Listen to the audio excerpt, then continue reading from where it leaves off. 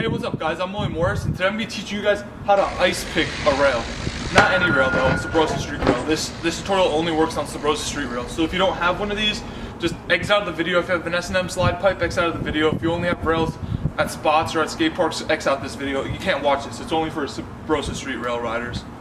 You know, that was so stupid, but you know I'm kidding. So basically ice picks on a difficulty scale, I would say like about a 3 or 4. If you know how to manual, they're really easy. So I would suggest learning these on a ledge first, because I tried them on ledges first or like on stalls, and that really helps me learn how to do it on a rail, because rails is something like when you do the ice, because when you do ices on a ledge, you don't have to worry about balancing, but when you do it on a rail, you have to learn about like how to balance yourself so you don't tip over on each side of the rail while you're doing the ice, which is kind of scary because your front end is up and you're leaning back, and if you fall on a rail, there's no easy way to put it. If you fall back on a rail doing an ice, the rail's going up your ass. Like that happened to me a couple times and it's not fun. You're either doing a spinal or it's going in your ass and it's not fun. So just be careful when you're trying and learning ices. So before you guys want to learn ices, you guys should know how to just do a regular manual. You should know how to hop onto things, hop on manual things, and you should also know obviously how to double peg a rail. So when you're approaching the rail, you're gonna kind of want to go at a little bit of a faster speed, just because it'll get you across the rail faster, and it's gonna be a lot easier to just hold the ice when you're going through. And so to make sure that this doesn't happen, because if you go too slow, you're gonna hop up into the ice and your front end's just gonna drop and you're gonna go face first into the rail. That's never happened to me, thank God, but it's happened to a couple of my friends, and I can just say it doesn't look fun at all. So you're gonna want to make sure to go a little bit faster at the rail, and you know when you go to do a double peg, you basically want to hop into the same thing as a double peg, except you're gonna want to bend your arms back a little bit to keep your front end up and lean back like you do a regular hop onto something to manual. So like say you hop onto a curb and do a manual, that's kind of what you're gonna want to do with this.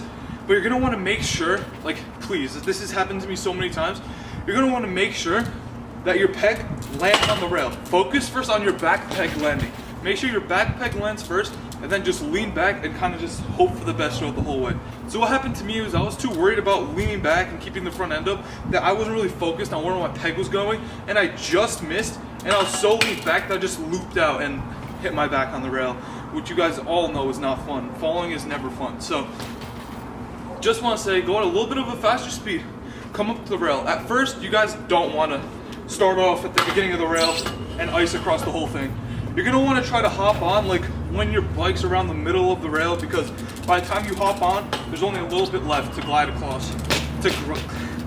I can't speak today. To glide across, and it makes it a whole bunch easier. And as you get better and better at it, and do it more and more, you can start going back until you're able to do the whole entire rail. Alright, sorry, I got interrupted, but like I was saying, when you're starting off, you're probably just going to want to start off with a little chink at the end, just to get comfortable with, you having to lean back and you not being scared of leaning back when you're actually trying to grind a rail, because you're probably so used to double pegs that the fact of leaning back scares you so much that you don't want to do it. But it's honestly not that scary, and if you know what you're doing and if you follow all these steps, you're probably not going to get hurt. Like, I mean, you're obviously going to get hurt because everyone gets hurt on every single trick no matter what, but like, it's going to lessen the chance of you getting hurt if you listen to all these lessons. All these steps, not lessons, because it's just one lesson. I don't know what I'm talking about, but yeah, start off with a little chink, and then you can start moving back and back and back. And so the number one problems are that you're going to end up in a double peg. Obviously, all that means is you just have to lean back a little more. So just lean back and try to hold it like a regular hop-on manual. Oh yeah, I completely finished filming this video, but I totally forgot a major step. And one major problem you're going to have is constantly looping out. And obviously all you guys know, all that means is just leaning back too much. So when you loop out, you're kind of going to want to do the same thing you do in a manual and just kind of kick out your back end as hard as you can. And try to land, because if you don't land and you're doing this on a taller rail, you're obviously going to nut yourself, and that's not fun. But on a rail low like this, you can catch yourself with your feet, but if you don't, you're not having a good time. So just make sure to lean forward, try not to loop out, because looping out sucks, but you're obviously going to do it because it's like a manual trick on a rail. So looping out is easy to prevent. Just lean forward a little bit and remember what you did to make yourself loop out, and just try to fix it over and over again. And obviously that's what you have to do with all the steps.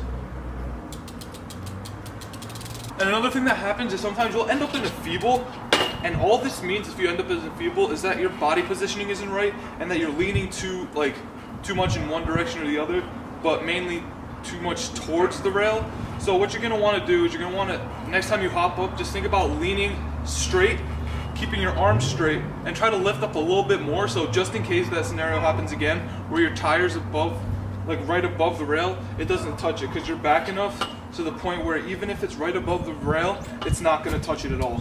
But yeah, overall, ices on rails are really easy. I'm just going to do a quick overview. So what you're going to want to do is go a little bit fast, lean back, know how to hop up to manual on stuff. Like literally go learn that first before you try this, because it's basically the same exact thing. So you're going to want to hop up, lean back, and just kind of hold it.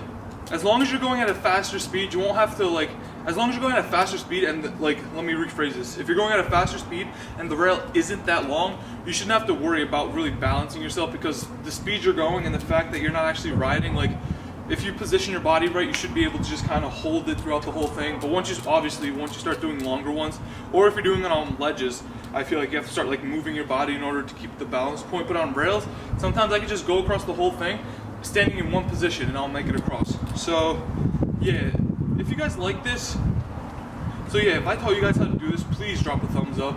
And if you guys need any more tips on how to ice a rail, let me know down in the comments below, and I'll answer all your questions, because I'm here to help you guys learn tricks, not discourage you or scare you guys away.